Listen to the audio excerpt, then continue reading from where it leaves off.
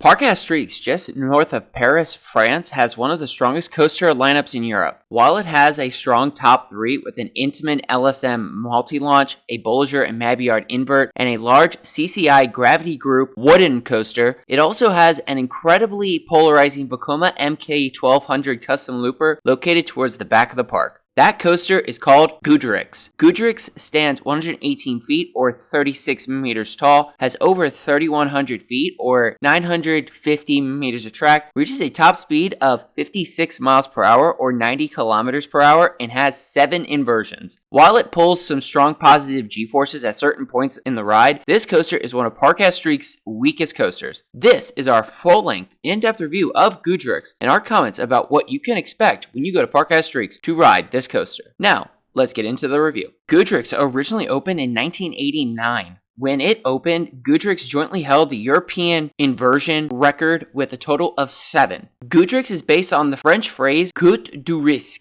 or Taste of Danger, and has a Viking theme. The park added this theme in 2007 to coincide with the Asterix and the Vikings animated film. Goudurix is located towards the back of the park and sits next to Parc Astérix's large wooden roller coaster, Tonnerre de Zeus. To get to the ride from the park's front entrance, you walk towards the Grèce Antique section of the park, and instead of walking towards Pegasus Express and Discobolix, you take a right and walk towards the lagoon. And the visuals you get of Goudurix from this angle are great. If you are already over by Tonnerre de Zeus, you continue right past the park's floating bar and towards Goudurix's first drop and vertical loop. Depending on which way you took, you will see a coaster track themed archway displaying the ride's name, as well as a zany depiction of horses pulling a chariot. This archway looks cool as it looks almost like it is attached to the coaster's track. As you make your way to the station, you will hear some jubilant folk music, and when you reach the ride platform, which is inside a large Viking longboat, you will not see much additional theming. You will, however, see one of Goudurix's 2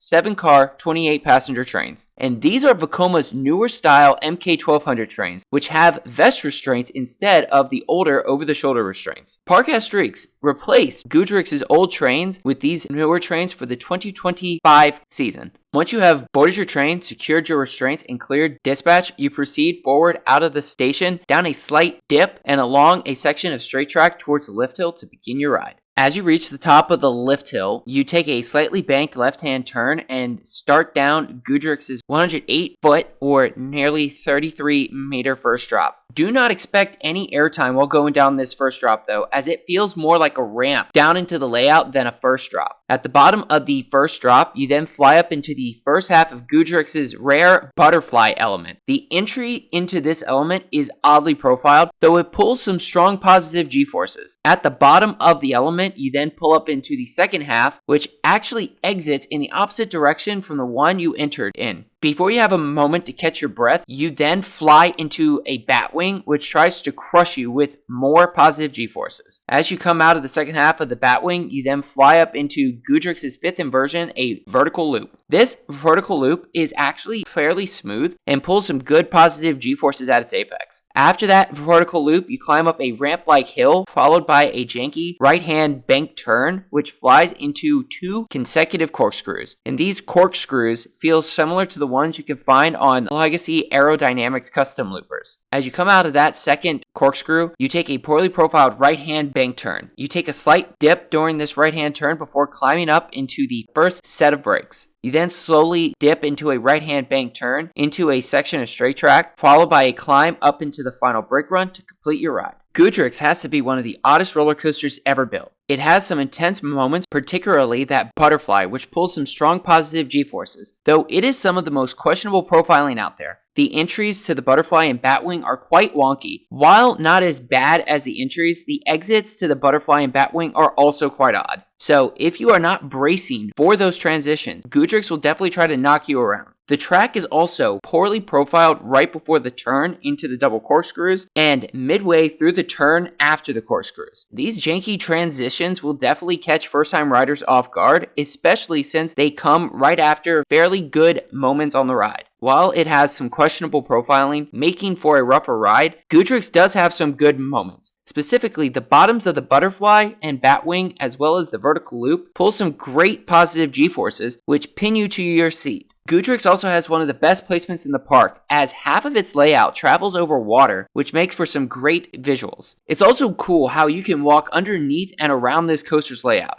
It really is crazy how close you can get to this ride's track. There is even a bridge near the Batwing, which offers some great views of that specific element. Aside from Goudurix's general ride experience and great views, Parc Astérix is making a genuine effort to make this ride more re-rideable. The park is replacing the old school Vekoma MK1200 trains, which had the over-the-shoulder restraints, with the newer MK1200 trains. These are the same trains you can find on Jolly Rancher Remix at Hershey Park or Sea Serpent at Maurice Piers. And these trains have vest restraints, which essentially eliminates headbanging. These newer trains will undoubtedly improve the ride experience, making it much more tolerable than if the ride continued to run with the older trains with the over-the-shoulder restraints. Parc Astérix has put extensive work into this ride, and the addition of the new Vekoma trains should make this ride more enjoyable. If you enjoy strong positive G-forces and relentless rides, you may actually enjoy this ride. With other coasters in the park like Toutatis and Osiris though, Goudurix is a one and done, and is definitely a Goudurix. When it comes to polarizing roller coasters, very few are more so than Goudurix. This Vekoma custom looper has its moments, though its profiling leaves a lot to be desired. Some of its transitions try to slam you into the restraints, which can definitely take away from the overall ride experience. With the new Vekoma trains, however, Goudurix should have a better ride experience going forward. For our final score, we give Goudurix a 5.5 out of 10. While it is nowhere close to being the best ride at Parc Astérix, Goudurix is certainly not the worst either. In fact, the new Vekoma trains with the vest restraints should improve the overall ride experience, thus warranting this score. So, let us know in the comments below if you have ridden Goudurix at Parc Astérix, and if so, what you think about it. And if you enjoyed this video or are new to the channel, please like and subscribe for more coaster content like this. Thank you for watching, and stay tuned for more coaster reviews and amusement park content coming soon to Coaster Adventures, and we hope to see you in the next one.